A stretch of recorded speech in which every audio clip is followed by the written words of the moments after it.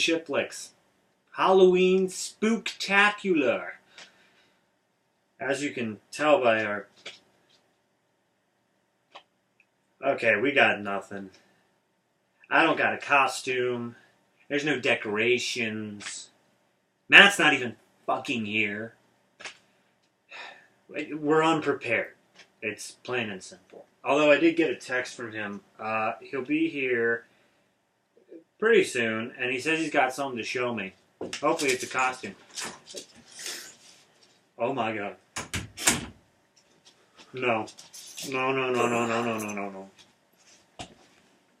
Oh my god. No, Matt, we can't. I got my hair cut. Oh god. So, we watched a movie today. Hellraiser Revelations. It's okay, you'll get used to it. Now, about the film. Yes, the movie that we're... This is the most recent installment in the very long saga that is Clive Barker's Hellraiser. Now, I want to clarify a couple things before we go forward. One, David, to my knowledge, you have not seen any of the other Hellraiser films, so this is his only Hellraiser. I know the bare basics. Like, Cenobites. I know Cenobites, I know that they're little puzzle box stuff, and I know pins, but that's basically it. Two, I think Clive Barker is one of the better horror literature writers out there. He's a great author. Three, I hate all of the Hellraiser movies. I picked this one. I hate all the Hellraiser movies, including the original. I don't think Clive Barker is a good director. Having said that, Hellraiser Revelations. Hellraiser Revelations, as he said, is the most recent installment in the Hellraiser saga. It is a direct-to-video, and... nothing else that much else we can talk about it. Nope, they had an estimated budget of $350,000. Props. And, actually, I can be taken both ways. I give them props for making a movie on $350,000, and the money went to props. That's all. Just the box. That's the it. box, the little bit of gore effect that they have in this. Okay. Should I just jump into plot? Is there anything else? Just go to plot. All right. Start, I guess. Where to begin? Two kids go to Tijuana. They end up killing a hooker, as you do. Everyone then kills a hooker. They get their hands on the puzzle box thing for the Cenobite, and shit happens with them stealing each other's skins, and then it's all intercut like back and forth with current day, where they've been missing for some period of time, and then the one kid shows up, and he starts fucking up with the family, all so that he can make a deal with the Hellraiser guy. Fuck, this plot was confusing. It's basically the plot for the first. Yeah, it sounds, from what he says, it's like the plot from the first one. All in all, little smoked up. the one guy stole the skin of the other guy, and then that guy tried to make a deal with the Hellraiser guy, but it didn't work out, and he died. The end. I don't want to talk about this movie. Because I don't care about this movie. I don't care about any of the installments in this movie franchise whatsoever. Okay. I mean, I there's really not much I can say about it. Let's just break it down. Okay, characters. Characters, like, okay. The characters, there is a father figure. There are two fathers. There's nothing. There's two families. These characters are so barely developed. You can't even begin to care about any of these characters because there's nothing there. All right, well, let's go in order here. There's nothing there, not even to care about or... Nico / the Steven. dick. The dick. They are... Nico stole the skin of Steven, and so you're basically... Spoil it. Fuck that. If you're ever gonna watch this movie, spoil. Nico stole the skin of Steven, and so every time you see Steven in the latter, like in present day sort of thing, it's actually Nico in his skin. So that guy, I think he was genuinely creepy in parts. Other parts, it just seemed like he saw one too many episodes of, like, what was it, Criminal Minds. And he was just like, this is how I should definitely act crazy. More like the Twilight Zone. There you go. You made the comparison to Funny Games. There was a scene later in the movie where he's keeping the family hostage in the house, and because the Cenobites are doing something. They stole the cars or something, I don't know. I don't know exactly. It's not really well described or understood or anything really. Point being, he's got the family pinned down. And he's like mocking them, and it's like this whole thing about, you know, the reasons why we had to get out of here and all this other kind of stuff. I'm like... it did strike me as sort of Funny Games-ish, but at the same time, It wasn't even close to as, I want to say, tense. Not even. No.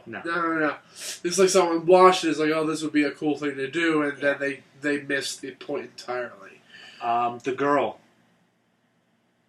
The sister. I have no idea what her name is. Sister. That's her. Her first name is Sis. Her last name is Tur. She is the girlfriend of Nico and the brother of Steven. You mean the sister of Steven? That's fuck you. I am not enthralled at all about trying to review this movie. All right. Well, I'm going to go over this. Well, let's just. I mean, this is just going to be a short ass review. It is, but I really want to go over that one scene. All right, go over the one scene. Okay. This girl, when she touches the puzzle box, for some reason, she gets really turned on. It's something about pleasure and the pain, or I don't know. A bit confusing, but. It's like having sex on your period. Okay. Yeah, let's make that comparison. So... I think it's a legitimate comparison. She goes into the brother's bedroom, and he just showed up one day, that day, and so he's a bit out of it, and she's bringing him soup. And then steal some of it. Steal some of the soup. For and no then reason, because she just ate dinner. Get into this little conversation. Keep in mind, it's Nico inside of Steven's body, but we don't know that point yet. So, and she definitely doesn't know that. She doesn't know that. So she's talking to him, and she's like, so what kind of stuff happened? He's like, oh, blah, blah, blah, blah, blah. You know, I've always been thinking about you the whole time. Oh, really? You know, let me just take that soup and then yeah, incest. Well, not technically, but you may as well have been. Well, it's not, but when we're watching it at first, if you're not aware of what's going on, it basically, it is that. And also, the character of the girl also believes that, so... Yeah, and she doesn't even stop because she realizes it's incest. She stops because she has a flash of a vision of a skinless Steven making out with her. And that would kind of kill the mood. Yeah, then he rips her tit off. Oh, that was a thing. I forgot about that. This movie is so... Okay, there's also some parts of it that seem kind of lazy, but... Yeah, alright. To the parents of Steven, Ross and... I don't know. I'm going to call her Ellen. They're both bland, uninteresting. The parents of Nico. They're both bland and uninteresting. The father character was... It's like this movie was written by Bret Easton Ellis. Everyone's all boring and posh. The father character of Nico, though, we called right away. He was meat. Because he was the guy who was just like, I'm not going to put up with this shit anymore. He's the overly aggressive one. We're going to go out and we're going to figure out what's going on.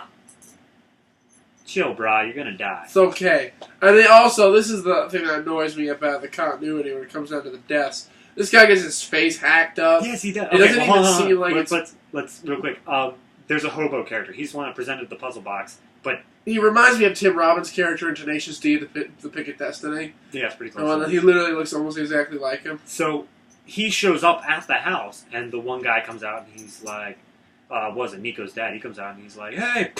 And he shoots the shotgun shell because he had a shotgun into a hobo, and the hobo then just stands up and just starts carving his face with this big ass knife. And then the hobo stands up with skin dripping off of his knife. And he goes, "Shh," and then walks away. and then they drag the guy inside. His face is bleeding a little bit, And he but it's dies. scarred. And he dies. He dies like, within right a away. couple minutes. Just boom. Later in the movie, the other dad, Steven's dad, gets a shotgun blast point blank. It's not even later in the movie. It's like 30 seconds later. It's not that he's sitting quick. on the couch. The guy walks in and he's like, "Hey, Steven, hand me the shotgun." He's like, Not exactly 30 seconds, but I get that. It's basically it's like right afterwards. But yeah, it's like he takes a shotgun blast point blank to the stomach, and he lasts for the rest of the movie. yeah. And the last movie was like half an hour. Yeah. So I'm like, well, how exactly do the rules of we're fatalities? not medical professionals here. But something seems a little out of place. Little bit. Not to mention, Unless his jugulars were slashed when the guy got his face cut up, it doesn't seem very likely. then Steven/Nico, after he's been resigned to be tortured again by the Hellraiser character, the dad shoots him in the stomach with a shotgun. And he dies instantly. So shotguns apparently... And he mercy kills him, which causes his wife to get taken instead. So, yeah. Stupid. Look, if it sounds kind of confusing, like how and we're also explaining his reason behind it, he's like, the only person who's going to kill you is me, you little fuck, or whatever. Like, you little fuck. He's like, thank you. Yeah, he's saying thank you, and then Hellraiser guy, does he have a name? Pinhead. That's a fan name. Is it like... Pinhead. Pinhead? Okay. So I've always known him as Pinhead, regardless of whether or not it's true. Alright, Pinhead, he, This is Cenobite. Cenobite Pinhead. Pinhead, yeah. Okay. Shut the fuck up. It's not even a good rendition of Pinhead No, either. it isn't. Pinhead, he's like, are you fucking serious here? I'm totally bummed out. I would have tortured him for eternity. Like, nothing. He actually points out a flaw in the reason in the characterization of this character. You're fucking stupid, and we're taking your wife now because you fucking robbed that kid from us. So, and your daughter will come to us eventually, and you're still gonna die. that was the one thing I didn't get. The daughter. They said at the end, they said at the end, it's like, the daughter, your dark seed is now germinating in her. It's like Dexter's dark passenger. She will come to us eventually. She will come to us eventually, and the daughter's like, no. Why? And then at the very end, the dad dies in her arms. She's like, I love you so much. But that box, though. It turns me on. It's like, okay, good morning, period. Good job. I really don't give shit. I mean, the original Hellraiser movies, even though I think they're bad, they had elements going for them that really made them stand out films, especially the first one. The first one, this is a problem with this movie, but the problem is with this movie, when it does the same exact thing as the first one, it does it cheesily, so there's no on-edge factor about it, it's just, like, tedious. The first movie was renowned for the fact that it had an obsessive and an extreme amount of gore. But the problem with the original that I had with almost all of the other movies is that the gore was unnecessarily over the top. It was. I mean, there could be torture scenes, and then there's this. I mean, but then modern torture porn movies like Saw and Hellraiser, like, they take all their notes. Saw and Hostel take all their notes from the Hellraiser series when it comes down to gore and torture, because it basically wrote the book on the shit. But then you look at this one. This one is so half-assed. It was. Even, I mean, like you said... A couple effects were okay. Yeah, they were okay, but, like, okay, question. You said you don't like the over-the-top gore stuff. They obviously cut down... Without a point. They obviously said they cut down the gore in this. Yeah. Do you think that improved it? No. Okay. Do you think it would have been improved if they kept the same amount of gore as the previous Hellraiser installment? No.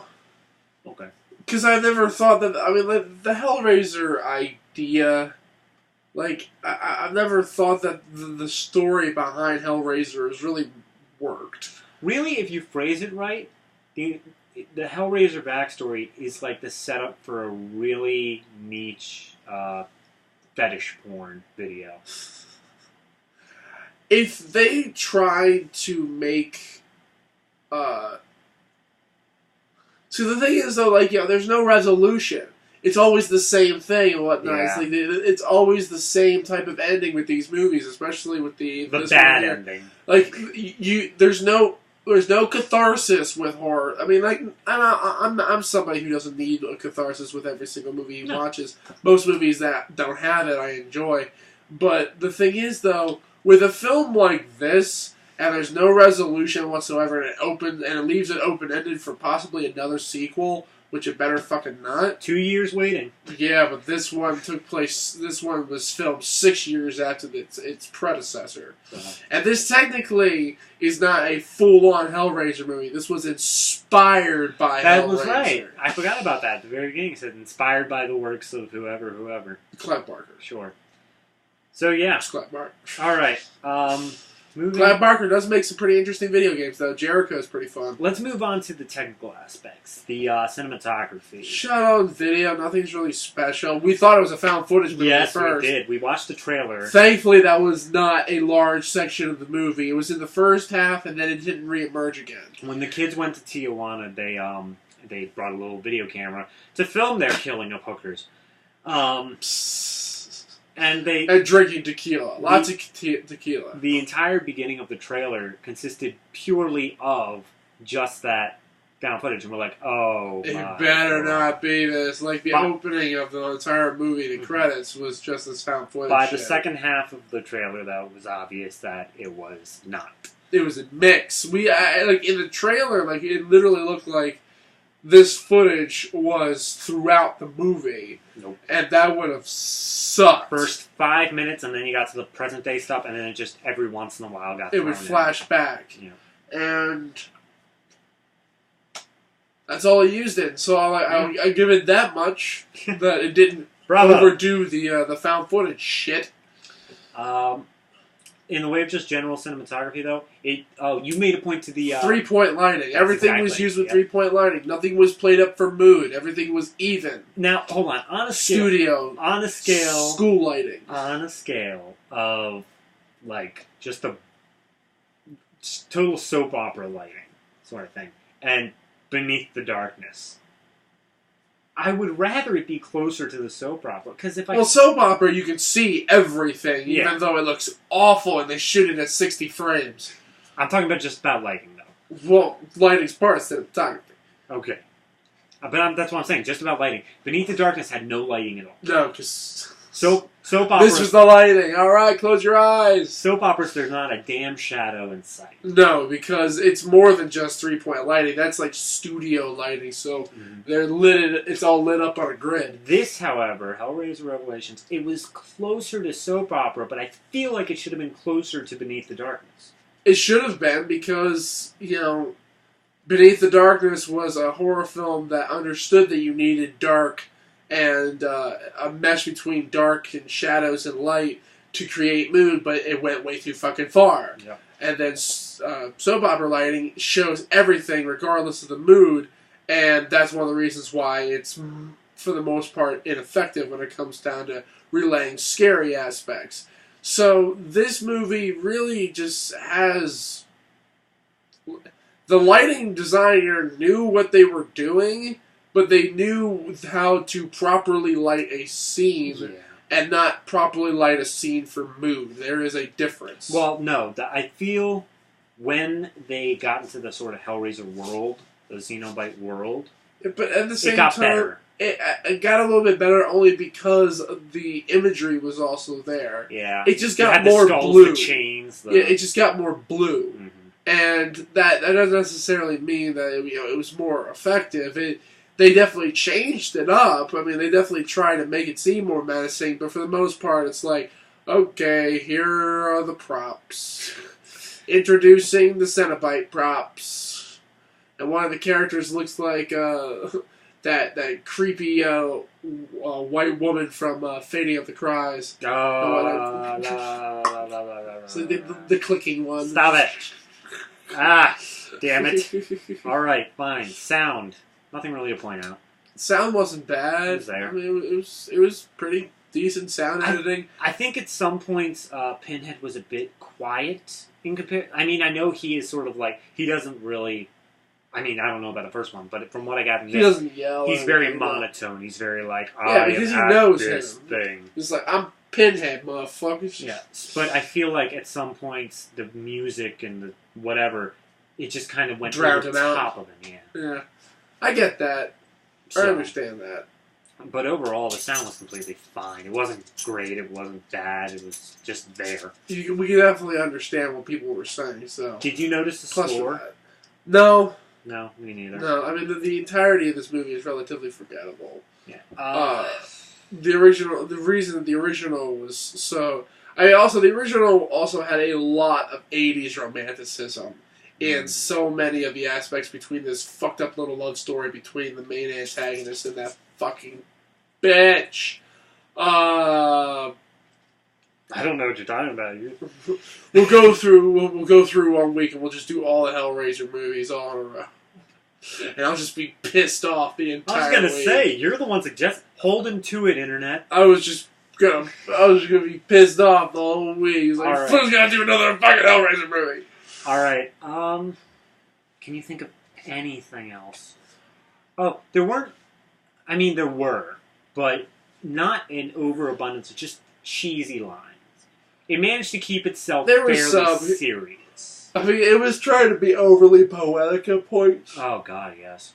The whole thing when the hobo's introducing the puzzle box thing, he's like, the pleasure, the pain, and the stuff and the things you were chosen, it's always been yours. It's always been yours. It's like, dude, here's what you gotta do. Hey. What? You wanna get really high? Sure. Take this box. And solve it. There's cocaine inside. You know what's inside? It's an awesome drug. It's the drug Ace from Side Effects. If you get that reference, no, you shouldn't. It's a horrible movie. Alright, moving on. I mean, I really have nothing else to really add to this. It's such a forgettable It's a forgettable. I mean, I wish we had a more, angst-driven review for Halloween for you, but at the same time, yeah, no. It's just a movie that exists, and just give your final thoughts. It's a movie that came around 6 years after the previous incarnation that really was legitimately part of the actual series. I mean, I don't understand what's with all of these new sequels or reboots and stuff like that. Like, they're coming out with Jeepers Creepers 3, which is...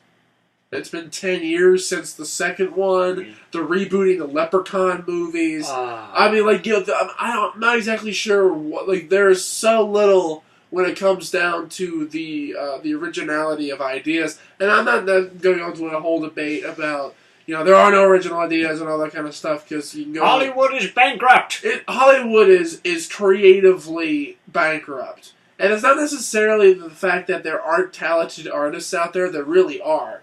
But the thing is, though, they've been relying on a formula for so long that now that the formula is starting to cease to work, they don't know what to do with themselves. It's like the movie theaters back in the late 50s, early 60s.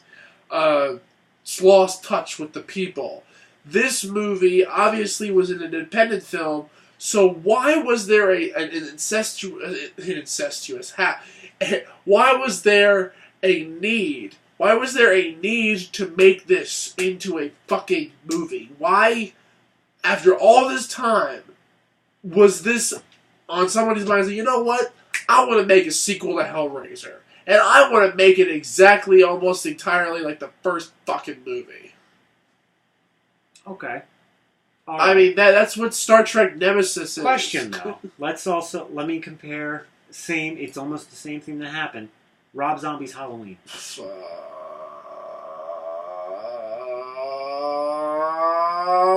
those movies. Okay. Glad I got your opinion on that one. Fuck all of Rob Zombie's movies. Is that your final thought? Fuck Rob Zombie's movies. Yeah, that's my final thought. This movie No place in my mind. It's not going to be living in my head past tonight. Okay. My final thoughts. You overall went on why it had to be another Hellraiser film, pretty much.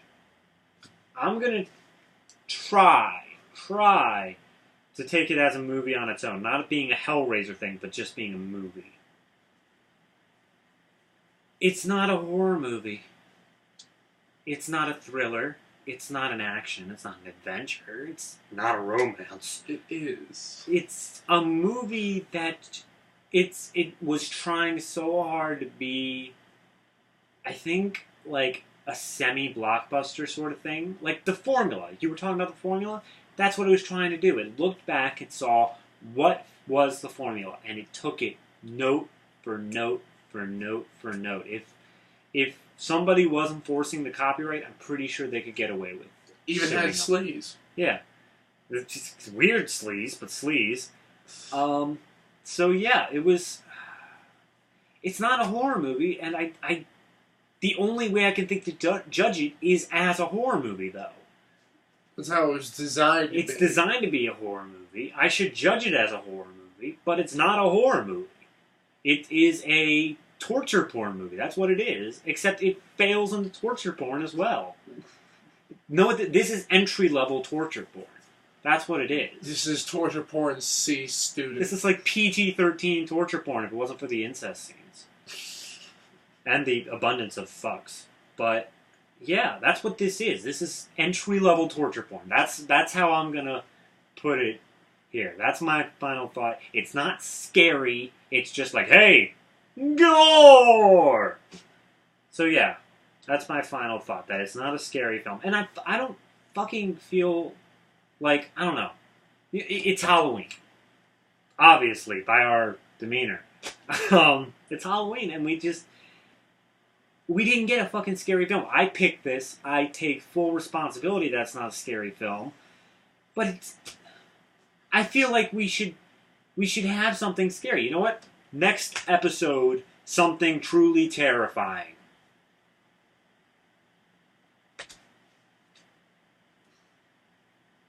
Ah.